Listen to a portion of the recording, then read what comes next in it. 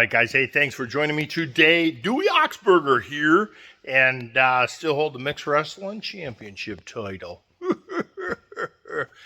If you get it, let me know you get it. Today, our goal is to almost get this transmission out. There's nothing complicated. It's just all the connections. You got a couple steering lines that we gotta get off. The SCV couplers, so you got 2 for your loader and 2 for your outlets. You got the jam nut that'll sit up here. So he sits like that, and it'll look like that. So you unthread that, then you unthread that, and then that, you can kind of see that shape, and then you can see the slot, and it just wiggles right on out.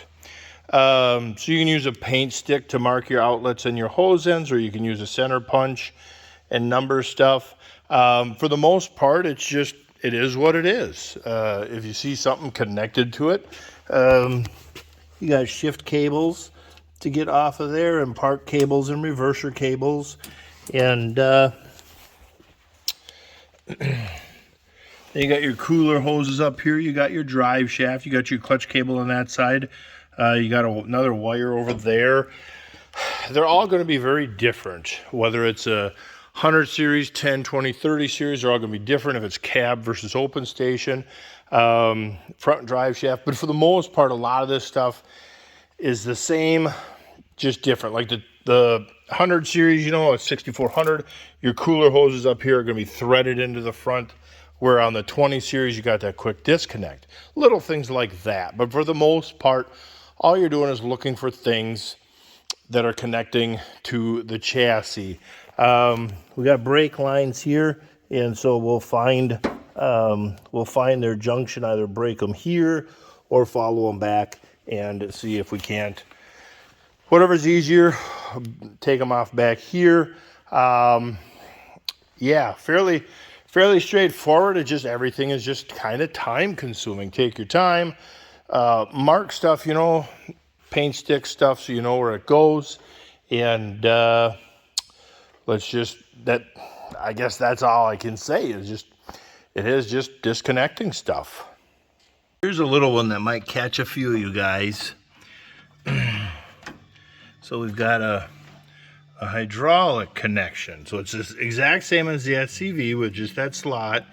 Got a couple O-rings and a little tab. It sits right here. I rolled the transmission back a 1.5 feet, and now this is exposed, so I could take that little screw out. It's a 10 millimeter socket to go on this. For you guys that are American, a 10 millimeter socket converts over to a 1 millimeter socket. So that's how you convert metric. It's just by moving the decimal, and it converts to the next section. And you can see where it pops out of this valve. It don't look like a hookup. All you got is this stiff, heavy cable coming into this area, and you're like, something's a little weird there. And so yeah, now we can keep rolling back and see what she looks like. Well, there she be. So tomorrow, cleaning the floor, pressure wash this guy off good, pick up all my tools, clean everything, get everything kind of reorganized, and kind of start all over. Get my big table cleaned off, and I got 2 tractors out today, finished up and out.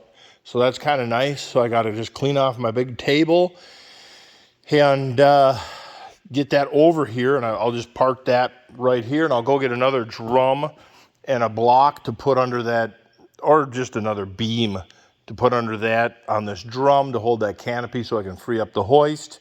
Because I think what we'll do, so the complaint was just intermittent failures.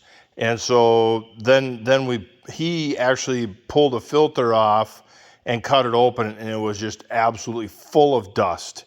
And you're like, that's not good. That is metallic dust. You know, you touch it with a magnet, it's metal, not aluminum. And so they're like, okay, it's metal. And then but the whole system is just completely contaminated with cancer. While I had the right-hand final drive off, you know, obviously you look at the brake, and there's supposed to be liner material on here, and there's not, and you see how just gouged that is. So that's probably one of the culprits. The other side might be the other culprit.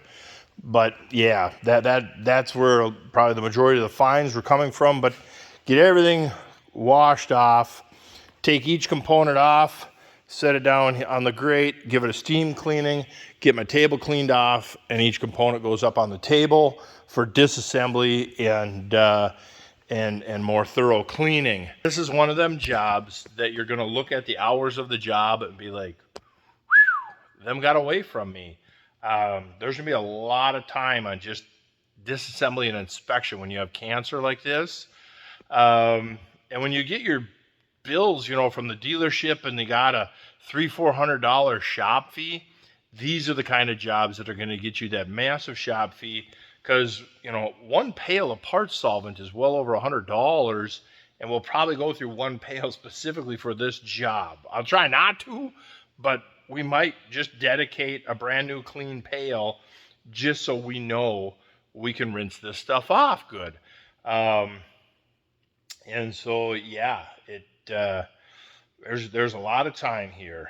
And otherwise, for the most part, they're a fairly simple, easy transmission to work on. I mean, you just start taking it off on your way. You know, you got a chunk here and a chunk here and a chunk here, and then the cover plate. And so it's not complicated to work on. You got your charge pump and your main pump to disassemble and inspect.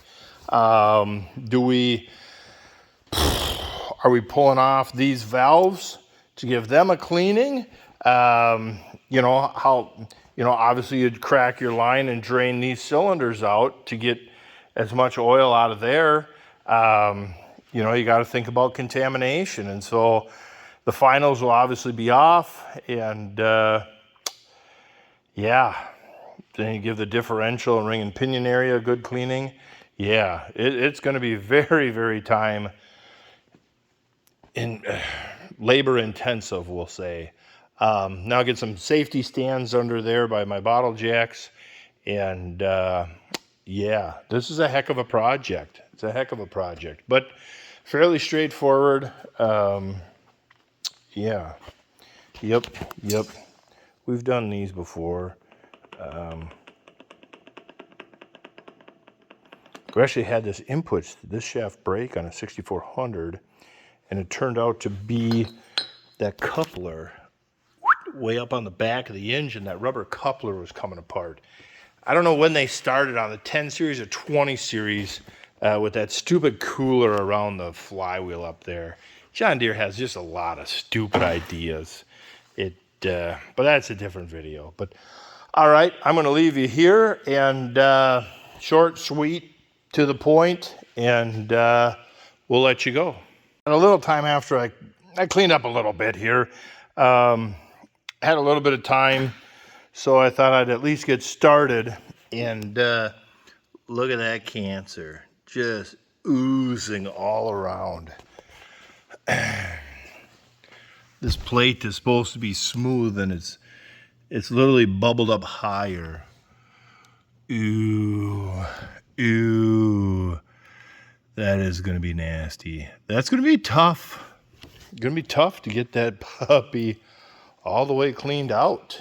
But we'll try. Well, we won't try. We'll do. Try is an excuse for failure. So yeah, that's gonna drip. Let that drip overnight. I'll wash the floor again, and so we'll end it right here. We got the very valve cover off, and then this front housing off. Everything is just so contaminated. So on the 7700, I remember doing a 7700 that had when it was at a 96 or 97 when they were brand new, they had a recall, a PIP. And John Deere was pretty good about that back in the day when they actually used to try to make quality equipment. Not, you know, not like nowadays when you got the high horsepower tractors at 2,000 hours and the worst combine on the market. But that's a different video. But they were really, John Deere's always been very good on their PIP programs, product improvement. And so that front drum would give a sing, an echo noise through the tractor. And you're like, what the heck? And so the improvement was that you rolled it out, you took that front housing off, you took that drum off, put a big snap ring inside it, put it all back together, and that was it. That big snap ring, kind of like the old spring, the old coil spring that used to be on the brake drums of your cars. Same theory. And on that note, I bid you adieu.